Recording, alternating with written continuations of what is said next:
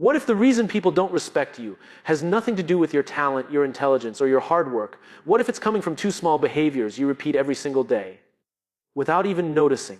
Let me ask you something even more uncomfortable. Have you ever walked into a room and felt invisible? You spoke and no one really listened. You gave your opinion and it was brushed aside. You worked hard, but someone else got the credit. Here's the truth. Respect is not given because you deserve it. Respect is given because you signal it. And most people are signaling the wrong things. We are taught to believe that if we are kind enough, helpful enough, patient enough, eventually people will recognize our value. But respect doesn't come from being needed. It comes from being grounded. There are two simple methods that instantly change how people see you. Not because you become louder, not because you become aggressive, but because you become clear. The first method is this: stop explaining yourself to people who have not earned an explanation. Think about how often you justify your decisions. You explain why you said no. You explain why you chose something different. You explain your boundaries as if you're on trial. Every time you over-explain, you unconsciously communicate doubt, and doubt is the enemy of respect. Confident people don't rush to defend every choice. They state their position calmly and let silence do the heavy lifting. When someone says, "Why can't you come?" instead of a 5-minute apology filled with excuses, imagine saying, "I can't make it this time." And then you stop talking. That silence feels uncomfortable at first. Your heart beats faster, you want to fill the space. But that silence is power. It tells the other person that your decision stands on its own. Respect begins the moment you stop negotiating your self-worth. This doesn't mean you become cold. It means you become solid. There is a difference between being nice and being respected. Nice seeks approval. Respect commands presence. When you constantly try to make everyone comfortable, you slowly make yourself smaller. And people treat you according to the size you present. But when you speak with clarity, without apology, without unnecessary explanation, you send a powerful message: I trust my judgment. And when you trust your judgment, others begin to trust it too. This is where respect starts, not with force, not with dominance, but with quiet certainty. The second method is even more powerful and far more difficult. Stop reacting. Start responding. Most people lose respect in the smallest moments, not in big failures, not in dramatic arguments, but in tiny emotional reactions they don't control. Someone criticizes you, you immediately defend yourself. Someone ignores you, you instantly feel offended. Someone challenges you, you rush to prove them wrong. Reaction is instinct. Response is leadership. When you react, you give away power. You show that your emotional state can be controlled by someone else's behavior. And the moment people realize they can control your emotions, they unconsciously lower their respect for you. But when you pause, everything changes. There is a small gap between stimulus and response. In that gap lies your strength. Imagine someone says, "I don't think you're ready for this responsibility." Instead of snapping back, instead of explaining your entire resume, you pause. You breathe and you say calmly, "What makes you think that? Tell me how the dynamic shifts." You're no longer defending, you're leading the conversation. Emotionally reactive people feel unstable. And instability does not command respect. Emotional steadiness, however, signals maturity, confidence, and control. Think about the leaders you admire most. When pressure rises, do they panic? When criticized, do they explode?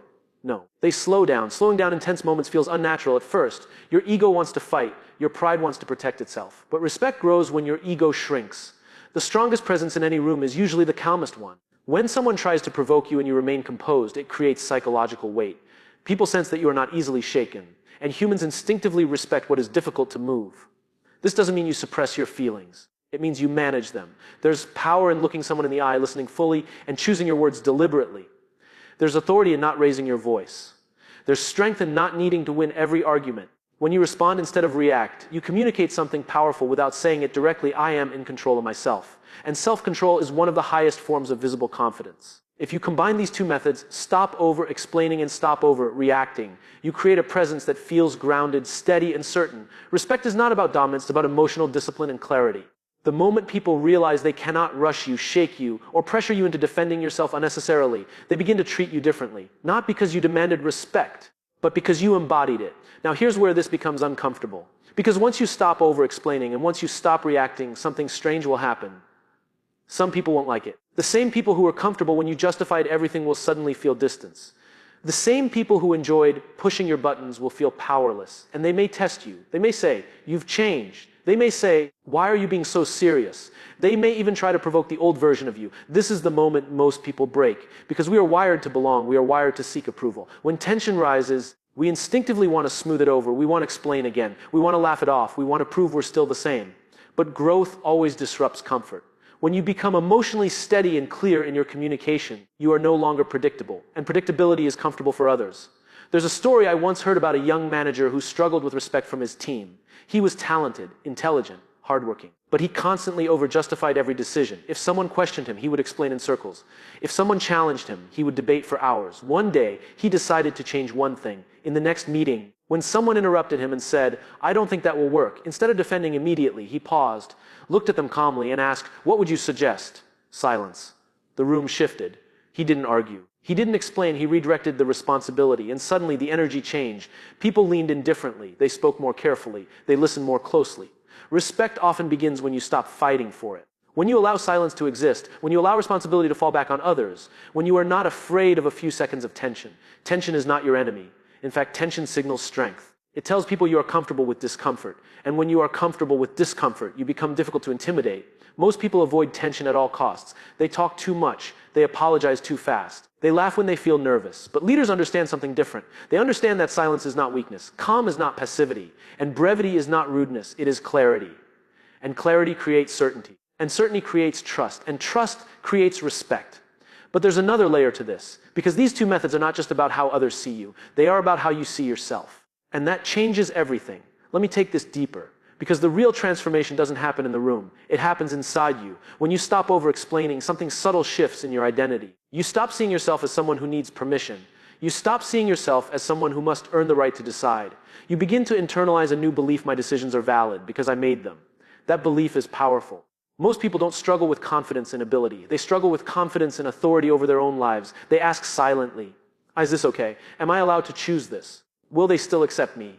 And that silent question leaks into their tone, their posture, their energy. But when you answer that question for yourself, when you decide that your boundaries do not require applause, your presence changes before you say a single word. The same is true with emotional control.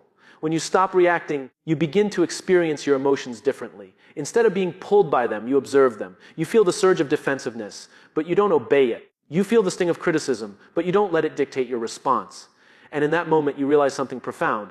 You are not your first impulse. You are not your ego. You are not that rush of anger or fear. You are the one who chooses what happens next. That awareness builds internal respect. And internal respect always comes before external respect. Think about it. Have you ever met someone who barely speaks, yet when they do, everyone listens? It's not magic, it's congruence. Their words match their energy. Their energy matches their belief. There is no internal argument happening inside them. They are aligned. When you over-explain, you signal inner conflict. When you overreact, you signal inner instability. But when you are grounded, concise, and emotionally steady, you communicate alignment. Alignment feels safe to others.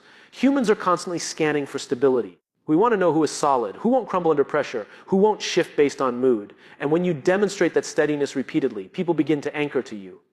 But here's the advanced level. You must practice this when it doesn't matter so that you can use it when it does. Practice saying no without justification in small things. Practice pausing before responding in low-stakes conversations. Build the muscle quietly. Because when the high-pressure moment arrives, the negotiation, the conflict, the opportunity, you won't be trying to remember what to do. You will simply be who you have trained yourself to become. And that is when respect stops being something you chase and starts being something you carry. Now let's talk about something most people misunderstand about respect. Respect is not about being liked. In fact, the more you chase being liked, the further respect moves away from you.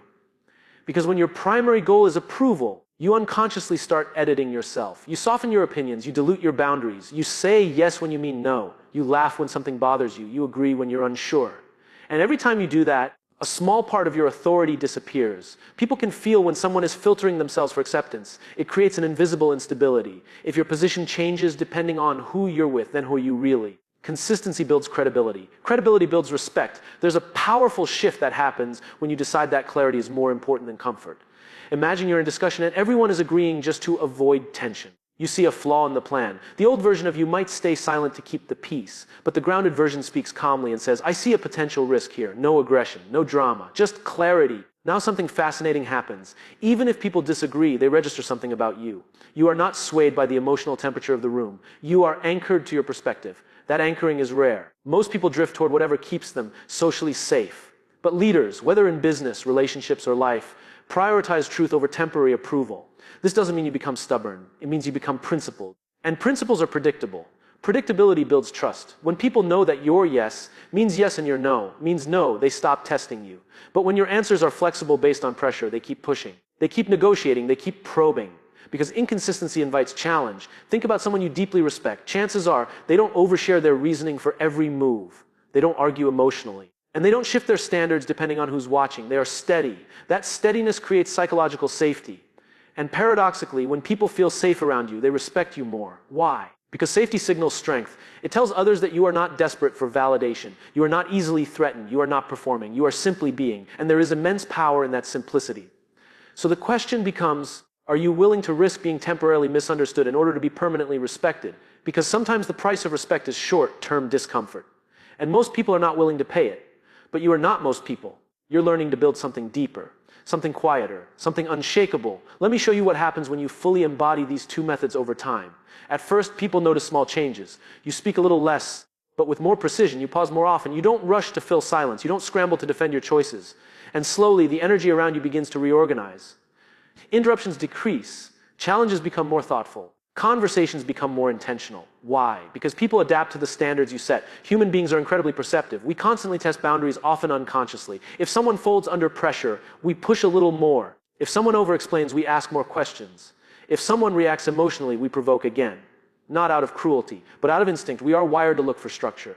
When you provide that structure through calm certainty, people relax into it. They stop testing. They start respecting. There's a powerful dynamic shift that happens when others realize two things about you. First, you will not over-justify yourself. Second, you will not emotionally collapse under pressure. When those two realizations settle in, something changes in how they approach you. Their tone shifts. Their words become more measured. They prepare better before challenging you. You haven't become louder. You've become heavier. Not physically. Energetically, your presence carries weight because it is not easily moved. Think of it like this: a leaf reacts to every gust of wind. A tree bends but stays rooted. People instinctively trust the tree. And here's the deeper truth. When you stop reacting, you gain information. If someone criticizes you and you don't immediately defend, you can actually listen. Sometimes there's something useful in the feedback. Sometimes there isn't. But when you're not busy protecting your ego, you can evaluate clearly. Clarity strengthens decision-making. Better decisions reinforce confidence. Confidence reinforces respect. It becomes a cycle. But here's the advanced layer most people miss. You must separate your identity from the moment. If someone disagrees with you, it is not a rejection of you as a person. If someone challenges your idea, it is not an attack on your worth. When you internalize everything, you react. When you depersonalize, you respond. That mental shift is maturity. And maturity is magnetic. People feel safe around someone who doesn't take everything personally. They feel stable around someone who doesn't need constant reassurance. And over time, they stop seeing you as someone to manage. They start seeing you as someone to follow. Now let's confront the fear that quietly stops most people from practicing this. The fear of losing connection. You might be thinking, if I stop explaining, won't people think I'm rude? If I stop reacting, won't I seem cold? If I don't defend myself, won't they assume I'm weak? That fear is natural. Because for a long time, your identity may have been built around being agreeable, responsive, accommodating. But here's the paradox. Over-accommodation does not create connection. It creates imbalance. When you constantly adjust yourself to maintain harmony, the relationship becomes tilted. One person is steady. The other is stretching. And over time, stretching becomes resentment. Real connection requires two solid individuals, not one strong and one shrinking.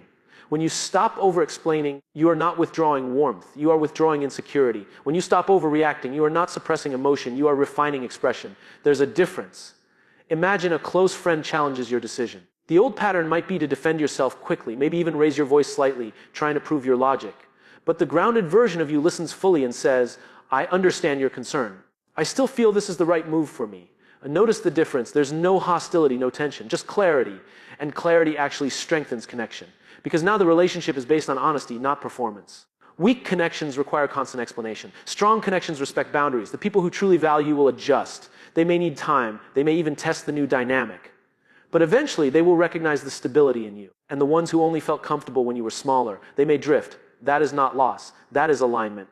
Because respect filters your environment. It attracts people who appreciate strength and repels those who depend on your insecurity. This is why growth can feel lonely at first. Not because you are wrong, but because you are no longer participating in dynamics that relied on your self-doubt. And here's something powerful to understand. When you respect yourself enough to speak clearly and respond calmly, you unconsciously give others permission to do the same. Your steadiness elevates the room. Your clarity sharpens conversations. Your emotional control lowers unnecessary drama. And over time, people begin to associate you with stability. Stability becomes influence. Influence becomes leadership. And leadership, whether in your family, your workplace, or your community, begins with one decision. The decision to stop abandoning yourself for temporary comfort. Because the moment you stand firm internally, even quietly, the world starts to feel it. Now let's move into the advanced application, the moments where this truly defines you. It's easy to stay calm when nothing is at stake. It's easy to be clear when no one is challenging you. But real respect is built under pressure. Picture this. You're in a high-stakes conversation, a promotion, a negotiation, a difficult family discussion. Emotions are elevated. Expectations are high, and someone questions your capability directly. You're not ready for this. In that instant, your nervous system fires, your heart rate rises, your ego wants to defend, to list achievements, to prove worth. But instead, you breathe. You slow down your response deliberately, and you say, what specifically makes you believe that? That single sentence does three powerful things. First, it shows you are not intimidated. Second, it shifts the burden of clarity back to the other person. Third, it demonstrates emotional control. Now, the conversation becomes structured instead of emotional. This is the difference between authority and insecurity. Insecurity rushes to prove. Authority invites examination. And here's something deeper. When you stop trying to win the moment, you start winning the long game. Many people destroy respect by trying to dominate conversations. They interrupt. They raise their voice. They speak faster. They overwhelm with words. But dominance without control feels unstable. Calm authority, on the other hand, feels inevitable. Think about the most composed person you've ever met in a crisis. While others panic, they lower their voice. While others rush, they slow down. That contrast alone commands attention. Energy is contagious. If you elevate tension, the room escalates. If you lower tension, the room recalibrates. And the person who recalibrates the room becomes the center of gravity. This is why silence is such a powerful tool. Silence forces reflection. Silence creates psychological space. Silence signals that you are not scrambling. When someone throws criticism at you and you pause before speaking, it subtly communicates, I am considering this. I am not threatened. That pause may only be 3 seconds. But those 3 seconds can redefine how people perceive you. Because most individuals operate on impulse. When you operate on intention, you stand apart. And over time, this intentional presence builds a reputation. Not loud, not flashy, but steady. And in a world full of noise, steadiness feels rare. And rare things are respected. Here's the part most people overlook. Consistency is what makes these methods unstoppable. One calm response or one concise statement can be impressive, but it doesn't create lasting respect. It's the repetition, day after day, conversation after conversation, that builds a presence people can't ignore. Every time you pause before reacting, every time you state your decision without over-explaining, you are reinforcing a pattern. Your brain and the brains of everyone around you begin to expect it. You are no longer the person who folds under pressure. You are the person who stands steady every single time. And predictability in your stability is magnetic. People start leaning in. They start listening before speaking. They start testing less because testing feels pointless when your responses are measured and unwavering.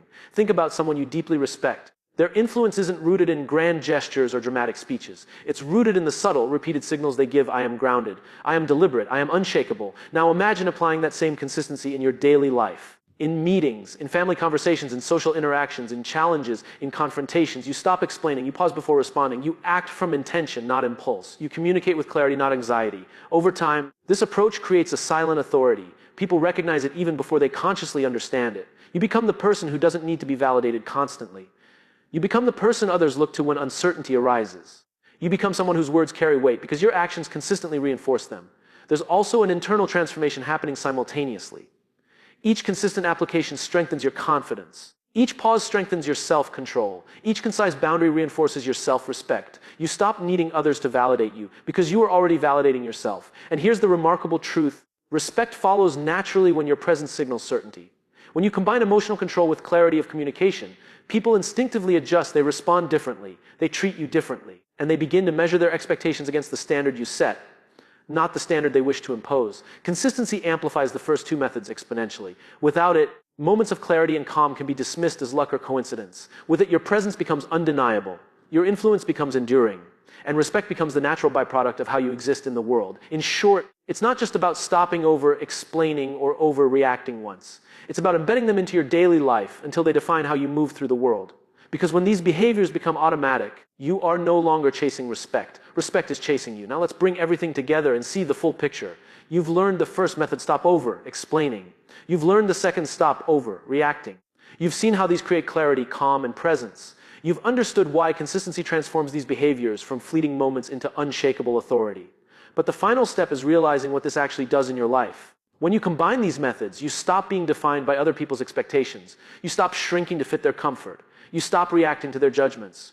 You step into a version of yourself that is grounded, deliberate, and aligned with your own standards. And alignment is magnetic because humans don't respect noise. They respect structure. They don't respect volatility. They respect reliability. They don't respect someone who constantly negotiates their worth. They respect someone who embodies it without apology. Here's what happens next. People listen before they speak. They weigh their words carefully. They treat your time, your opinion, and your presence with weight. They stop assuming they can move you emotionally or control your decisions. They stop testing. They start following. Not because you demanded it, not because you raised your voice, but because you quietly commanded it. And the internal change is even more profound. You gain clarity about who you are. You gain confidence in your judgment. You gain freedom from approval seeking. You gain control over your own life. And when you embody that freedom, respect is the natural consequence. Think of it as a ripple effect. Your calmness influences your environment. Your clarity influences your relationships. Your steadiness influences your decisions. Every interaction becomes an opportunity to reinforce your presence, your authority, and your value, not through dominance, but through alignment and consistency.